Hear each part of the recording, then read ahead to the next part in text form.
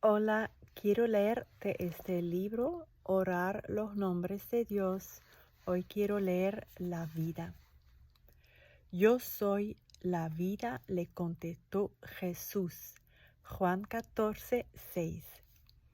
Porque la vida de la carne está en la sangre, y yo os he dado la sangre para hacer expiación sobre el altar por vuestras vidas, pues la sangre hace expiación por la persona. Levítico 17:11. Señor, suena tan horrible y tan canibalesco darte las gracias por lavarme en tu sangre. Pero tu sangre proveyó expiación, tu muerte trajo vida, y sin derramamiento de sangre no habría perdón de pecados.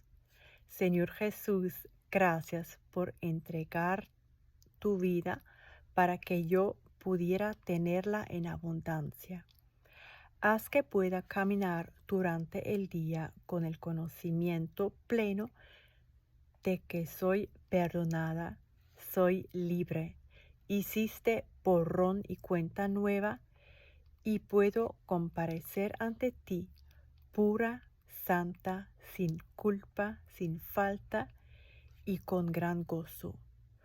Oh Jesús, único Salvador, el camino, la verdad y la vida, te adoro hoy y todos los días, y te alabo por el regalo de la vida eterna.